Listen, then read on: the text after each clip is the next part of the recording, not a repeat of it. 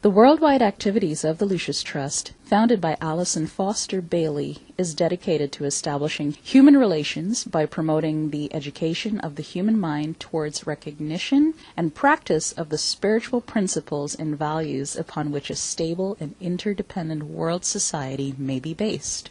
Like Alice Bailey, Sarah McKechnie is taking her professional and spiritual journey through life with her husband, Dale McKechnie, who is Vice President of the Lucis Trust. Sarah McKechnie, I can only imagine that you've been asked thousands of times to speak on the history of Lucis Trust founder Alice Bailey.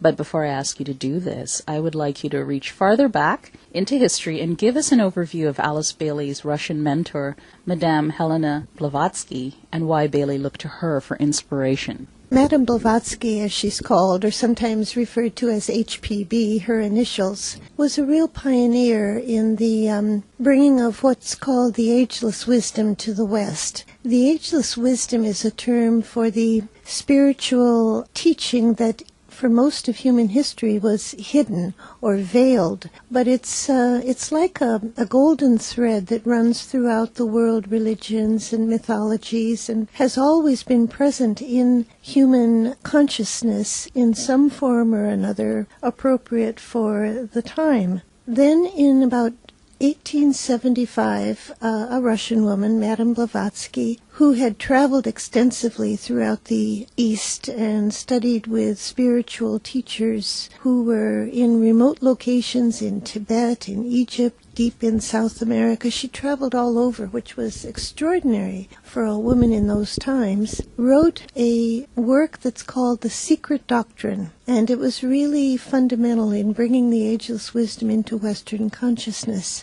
Alice Bailey herself discovered the secret doctrine when she was living in California. Her own personal story is very interesting. She was a divorced woman with 3 small daughters to raise, and through a series of extraordinary events, she discovered the secret doctrine and was put in touch with 2 students who had studied personally under Madame Blavatsky. And so Alice Bailey became deeply engrossed in the study of the ageless wisdom and became an expert on the secret doctrine and began to teach it herself. So yes, you're right. Blavatsky was in many ways Alice Bailey's mentor, even though they never knew each other. Is it true that Blavatsky's writings might have been plagiarized or at the very least served to inspire the recent best-selling book, The Secret? I don't know. I am not terribly familiar with that book. I've heard of it.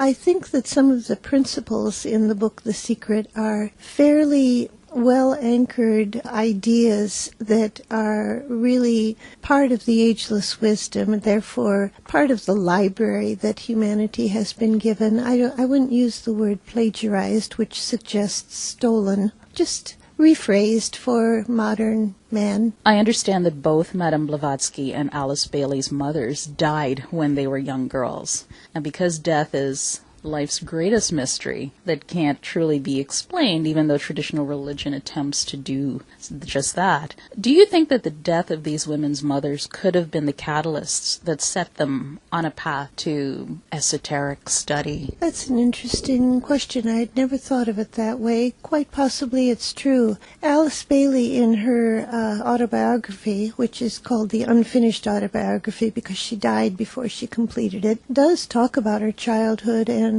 in fact she was orphaned. Both her mother and father died before I think she was even 10 years old. And it was devastating for her, as it would be for any child of that age. She was passed back and forth between different parts of her family, and that had a big impact on her spiritual development because, as I understand it, every summer she would be shipped off to her grandmother in Scotland, who was quite a fundamentalist Christian, and Alice imbibed the fundamentalist Christian doctrine of her grandmother so deeply that as a young woman, she was very narrow-minded, in her own words, a rabid evangelist, and went to India to preach the Christian doctrine to British soldiers in India. But as she discovered, they were more interested in drinking cocoa and playing chess with her than listening to sermons. Expand on Bailey's biographical data for me, that would be great, because I think it's a pretty interesting story she had. You know, her first husband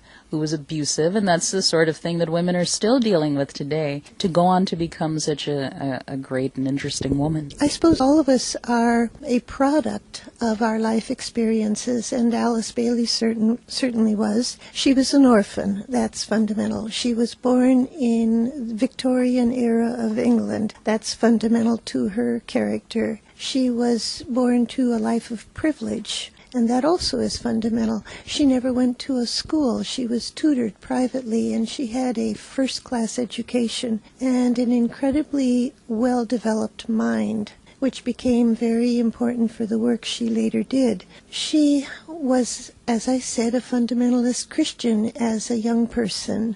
Her experience in India when she was about 20, I guess, very young, very receptive to a totally different culture and way of life, really was the beginning of her spiritual revolution. She revolved, you could say, turning from the narrow fundamentalist perspective to a spiritual consciousness, which became completely inclusive in her later years. She fell in love when she was in India with a British officer in the British forces. He was not of her class, and at that time that was a huge issue for them.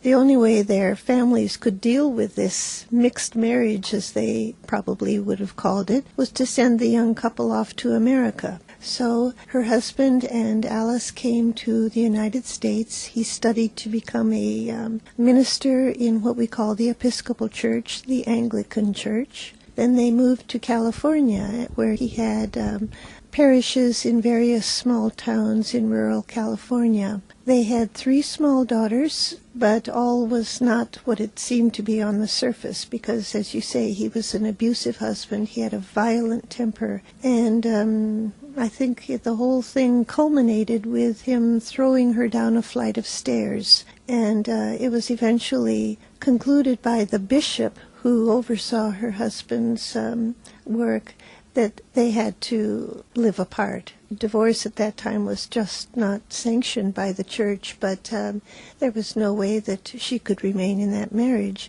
And that was at the beginning of World War I. So she was separated from her husband without any money, no access to the money of her family back in Britain due to the war. She became a worker in a sardine canning factory. And keep in mind that this was a privileged woman from a very aristocratic background. What about you, Sarah? What was the catalyst that set you on your spiritual quest? I'd have to think back many, many years. I suppose it was something that grew out of an early aspiration to be of service.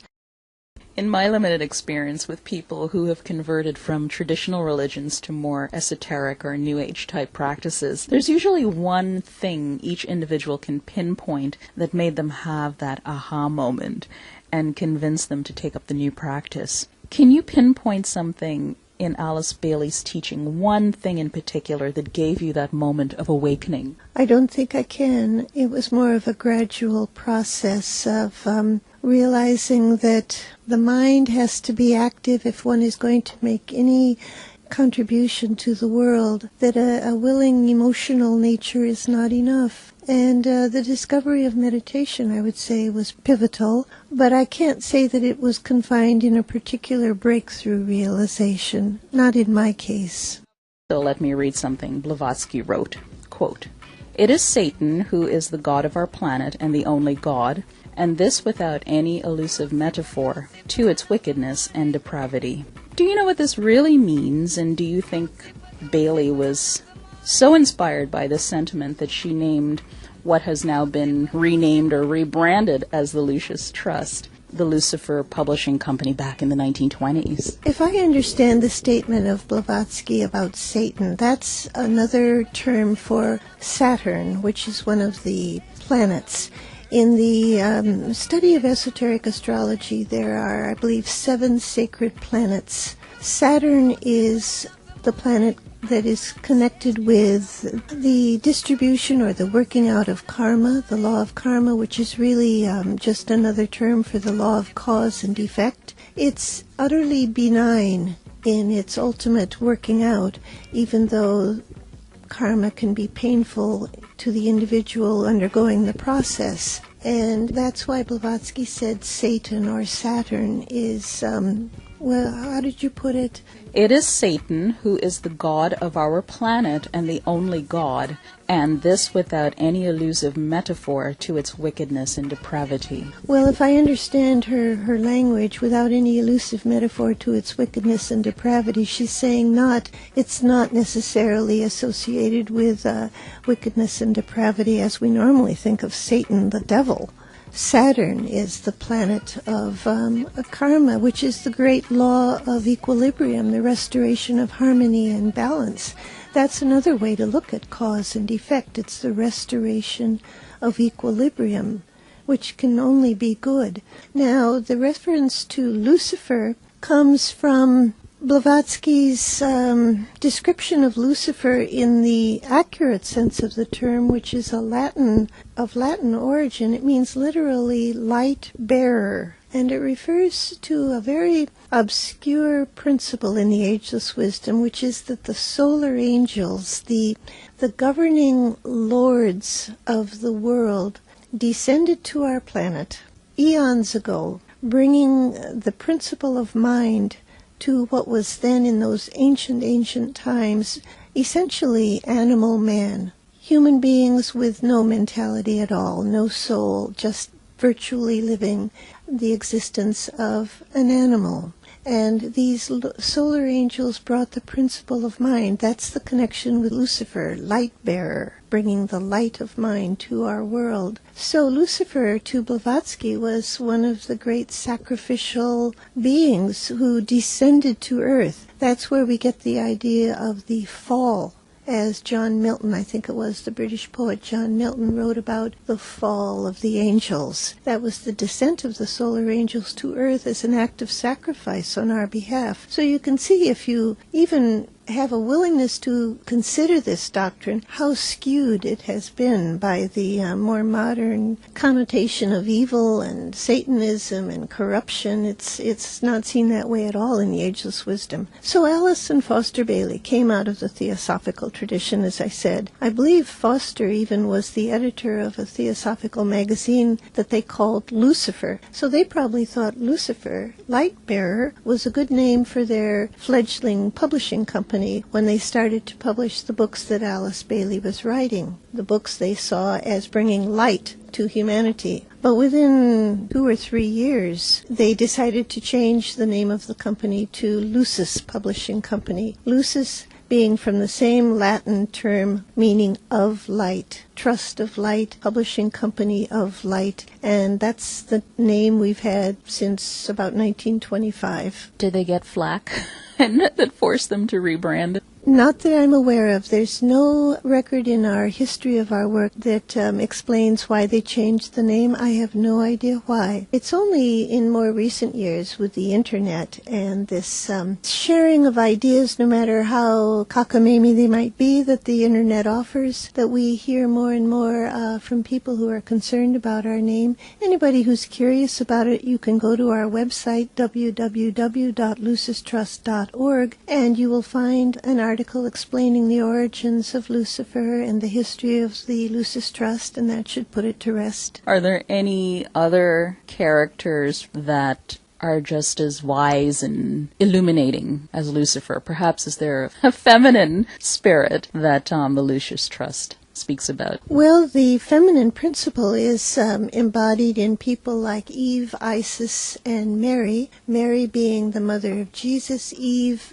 being the biblical wife of Adam, Isis being one of the rulers from Egyptian mythology. Generally, the feminine principle in the ageless wisdom is equated with matter, and matter, according to Blavatsky, is spirit on its lowest level, and spirit is matter on its highest level, and the two are one. It's not correct to see matter as contaminated and evil, and spirit as the only good. The whole objective, especially in the coming age, is to see the mergence of spirit and matter in perfect union, so that life on earth becomes an accurate expression of God's plan as it exists in the mind of God. To bring through that plan on earth is to merge spirit with matter. The feminine principle is the receptive principle, the masculine principle being the spirit or active agent, but nothing is accomplished without the feminine principle carrying it through and bringing it to birth. Going back to, I guess, astronomy or astrology, or the blend of both, somewhere in my travels I thought Lucifer was said to be a representative of the sun, and Isis the moon. Yes, I've heard Isis equated with the moon. Here I'm showing my own ignorance. I really haven't studied this aspect that you've just brought up very deeply. Lucifer associated with the sun, well, the name means light bearer. The sun is the source of light on every level of existence, not just in the physical sense, but in the spiritual sense. So that sounds logical to me. The Ageless Wisdom says that the solar angels, including Lucifer, came from the planet Venus, which is close to the sun, but more spiritually advanced than our planet Earth, apparently, bringing the principle of mind to man. The arcane school. This is kind of maybe being too simplistic, but could you give us a laundry list of what the teachings are? The arcane school was one of two of Alice Bailey's spiritual contributions. One of them was the writing of the 24 books of Ageless Wisdom, which are published over her name. The other was the establishing of the arcane school, which she began in the early 1920s and which exists still today. It functions as a correspondence school for students all over the world. Lucis Trust is a non-governmental organization that has an affiliation with the UN. How does your esoteric practice interface with the figures and policies of world government? It's a bit of a reaching question, but I thought I'd give it a shot. That's all right. In some circles who don't know very much about our work, they have accused us of being in favor of a one-world government. That's not the case at all. We don't believe for a minute that there's any one system of government that would suit the whole world. Cultures and societies are different, and it's the right of nations to choose their own form of government. The term one world government is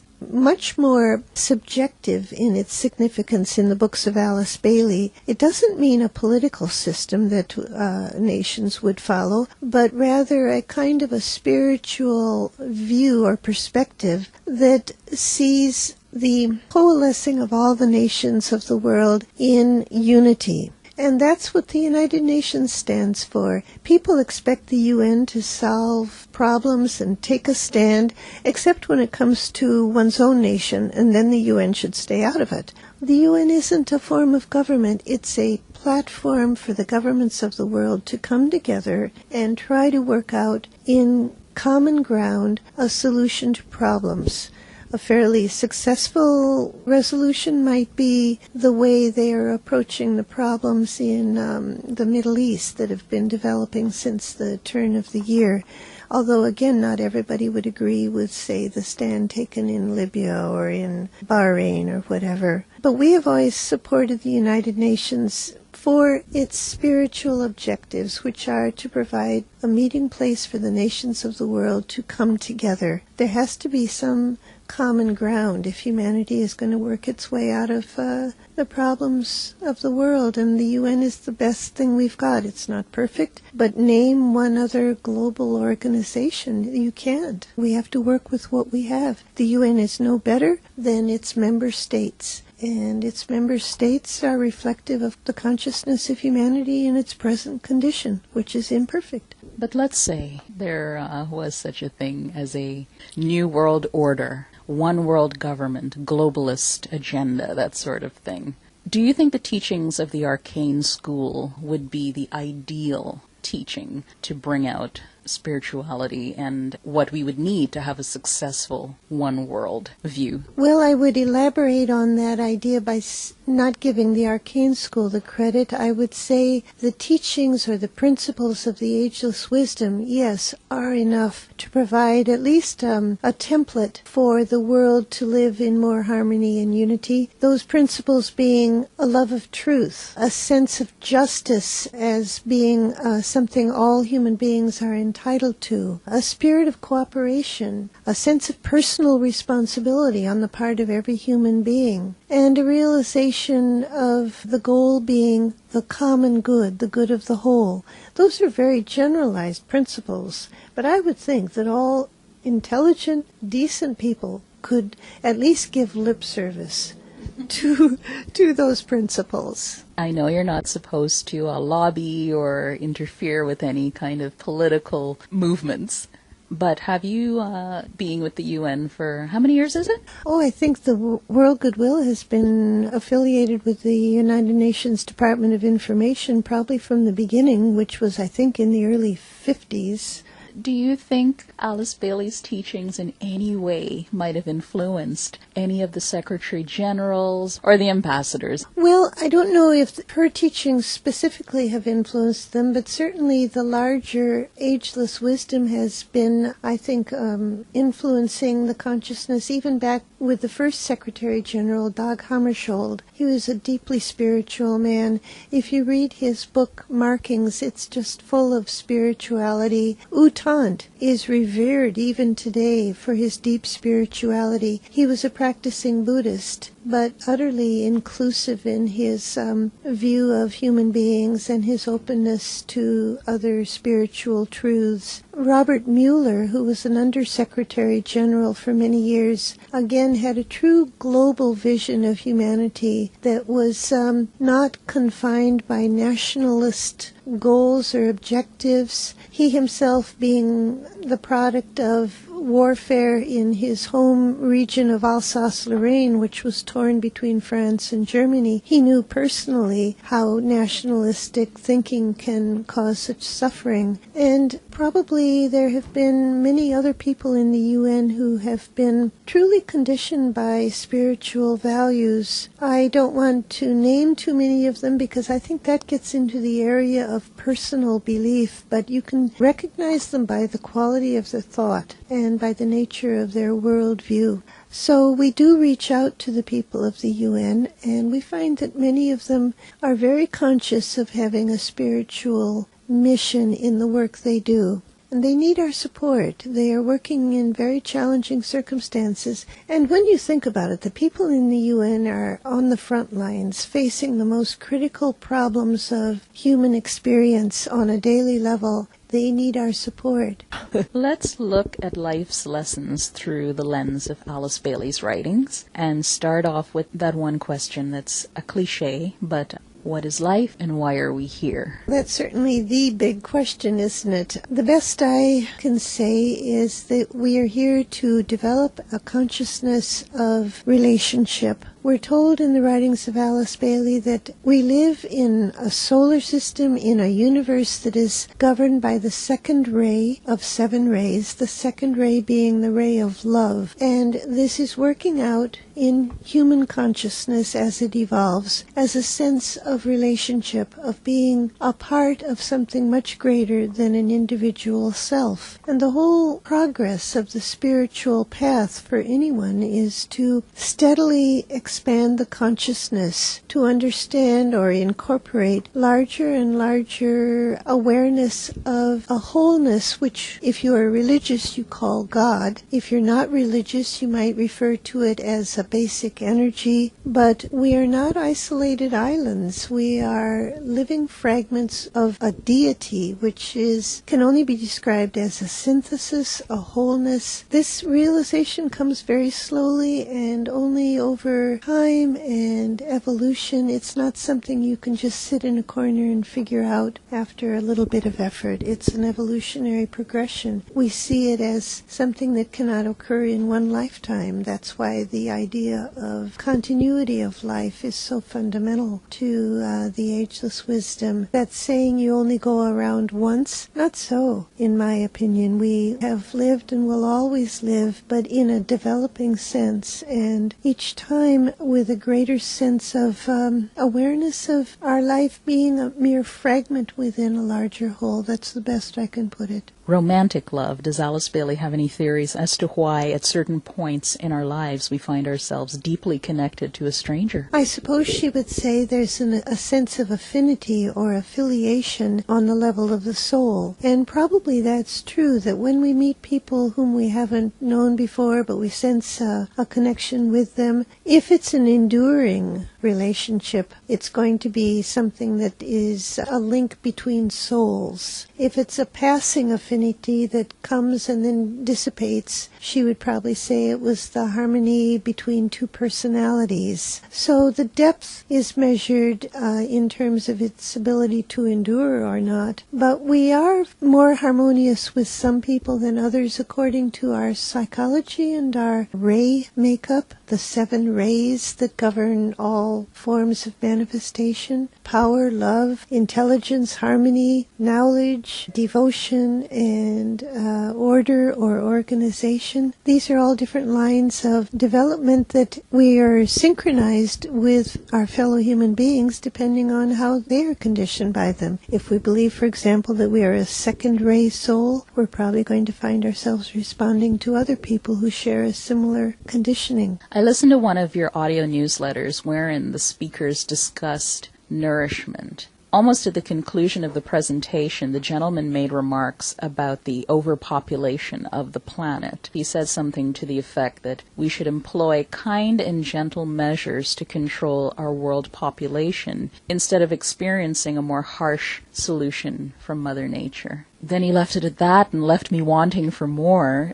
So it begs the question, what is the Lucis Trust position on how and why we should control the world population? We don't really have a formal policy or point of view. The implication of that statement you just read is that Mother Nature takes care of overpopulation through famine, through war, through all kinds of natural disasters. But war isn't really Mother Nature. Yeah, but the implication is that if we don't take care of overpopulation, other circumstances will do it for us. But I personally think that anyone living in the West, and particularly in a developed country like the United States, had better be very cautious about judging overpopulation and saying, well, look, our society, we only have 2.1 children, whereas other societies have 6 or 8. A child born in America is going to consume far more of the world's resources than a child born in a developing country. And so we can't just say other countries need to cut back on their population if we aren't also doing something about our overconsumption of the planet's resources. Doesn't the United States consume something like 25% of the world's resources? And we're only a small, 5% of the world's population? That's terrible. I think that's the point we should focus on and not overpopulation.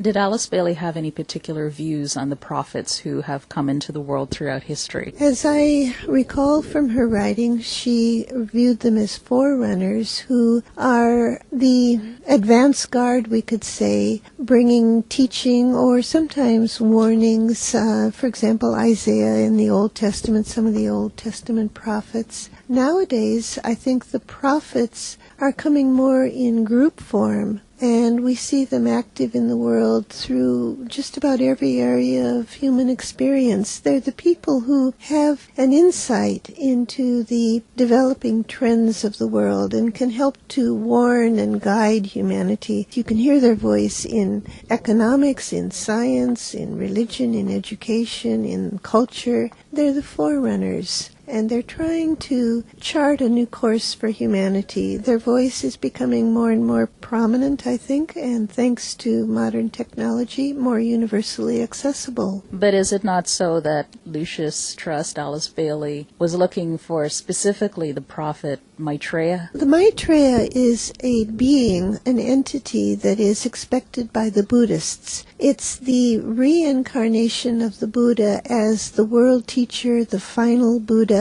he whose name is kindness, we're told.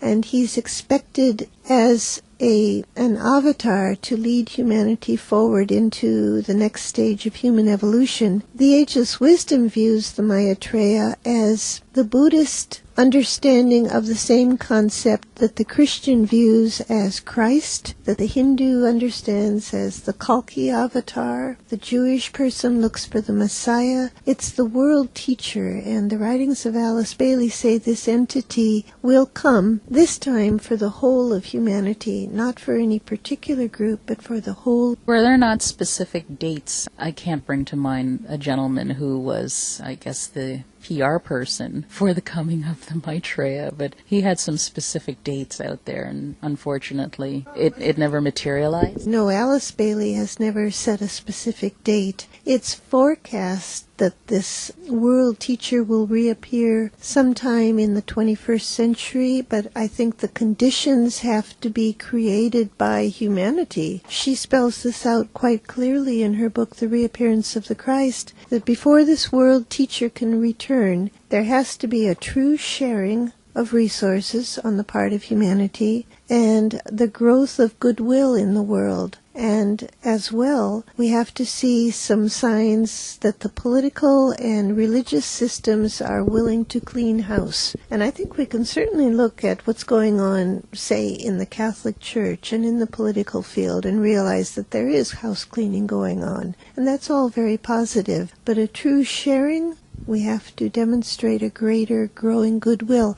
I think it's coming. When you look at the response, say, to the tsunami in Southeast Asia, to Haiti, to Japan, to the victims of Katrina, we do see a growing sense of sharingness and compassion. So we're getting there. But those are the conditions humanity has to provide before, to put it frankly, it would be worth the time and energy of the world teacher to reappear. Who was this gentleman that was predicting the dates, and how did he get into the mix and some kind of association with Lucis Trust? He's never been associated with the Lucis Trust. You're speaking of Benjamin Krem, and we have no involvement in his work, nor he in ours. What is expected to happen when the Maitreya returns? If we see this as a continuity that was last embodied in the person of the Christ 2,000 years ago, at that time he anchored an energy of love that had never before been present in the human experience. He was the embodiment of perfect divine love. We're told that when this entity, this avatar, returns, that he will bring humanity a new understanding of the spiritual will. And I find that fascinating to think about. We feel so helpless and so